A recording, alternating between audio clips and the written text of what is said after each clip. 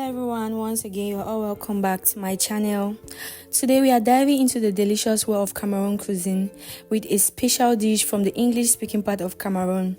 Another delicacy and a West African dish called Okongobong, or we can also call it Ndole. Trust me, you really don't want to miss this. There are two ways of making Ndole using two different types of vegetable, which one of it is the Okongobong and the other is bitter leaf, whereby groundnut will be taking the place of Egusi. So for this recipe, we'll begin from the Okongobong preparation to the cooking process. So I started by pouring 2 bowls of water into my pot, and I added some limestone into this water, and I just allowed this water to boil. So after it finished boiling, I went in with my okongobong and I allowed my okongobong inside this water for about 2 minutes. You really don't want to allow your vegetable for too long inside your water. If not, they will be too soft and they will get black. So I rinse this using very cold water. You don't need to use warm water again. If not, you'll destroy them.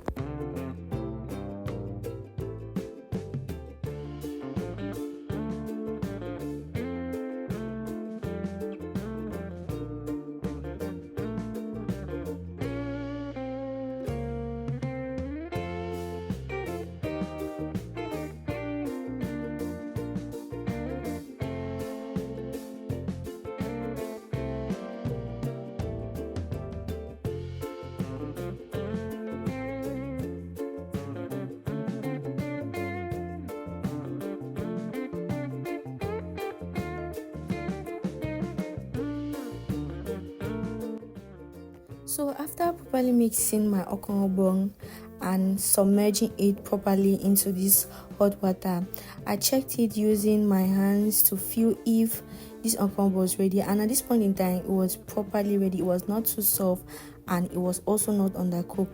So I poured this into my colander and to drain this vegetable, and I poured some cold water on it to make sure everything was rinsed, and if there's any limestone particles in these vegetables, it will be properly rinsed out or washed out.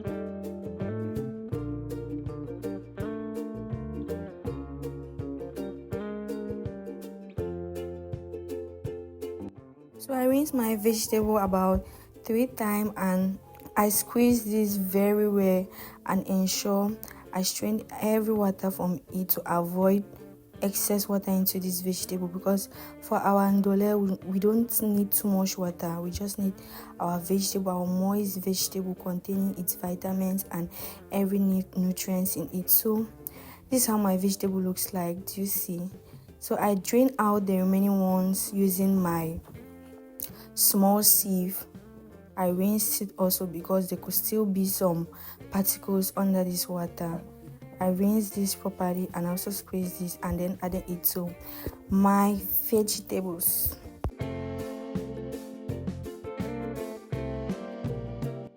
So this is how my vegetable looks like. I rolled this in 3 balls and this is what I'll be using for my food preparation. So for my ingredients, I have here with me a plate of dry fish and some pepper. I also have my egusi, which this egusi was fried and made sure it is very dry with no moisture. I have a bowl of red meat. I also have a bowl of cow skin or Canda.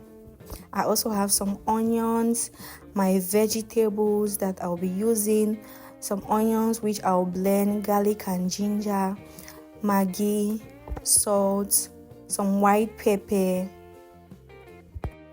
So the first step is to blend my egusi. You can as well ground this using your hand stone. So I blended my egusi and I went into pouring my meat into the pot. I poured this meat and also added my pomo, also called cow skin or Canda. That's how the Nigerians call it. So I added my pomo, I added a cube of Maggie, some salt.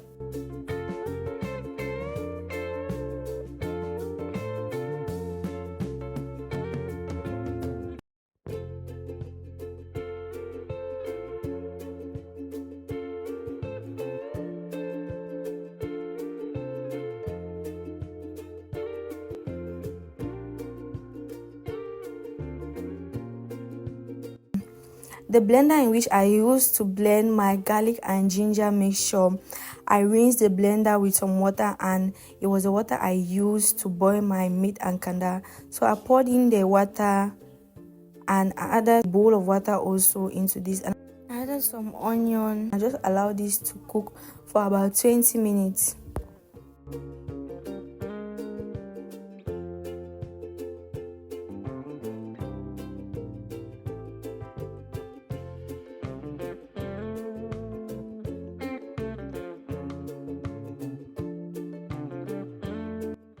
So when my meat was ready, the next step was to add my blended egusi.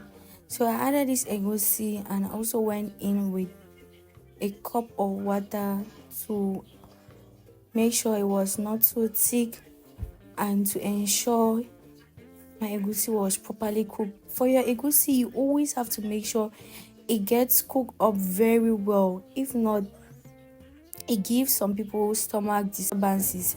So you always have to make sure you cook your egusi very well. So for this egusi, I allowed this egusi to boil and also to cook for about 30 minutes.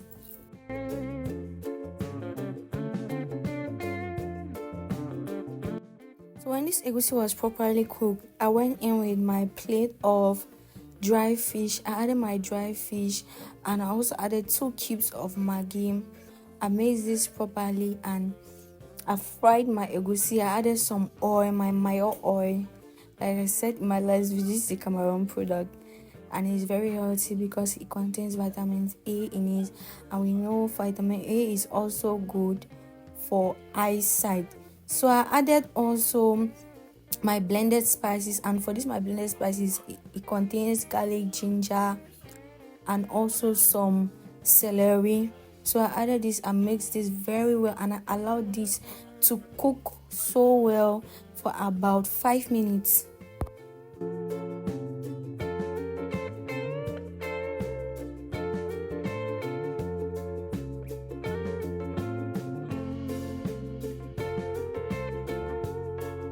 So the next ingredient to go in with is your white pepper. For my white pepper, I went in with it almost when my spices and my egusi was already ready. Then I went in with my bowl of crayfish. I then added my washed vegetables. So for my vegetables, I put this in portions because I could not just carry this bowl of vegetable and just put this into this egusi. So I put this in portions. I shredded it very well and make sure I mix this gently to make sure everything was properly mixed homogeneously. I added a little bit of water into this and I just allowed this to cook for about 5 minutes.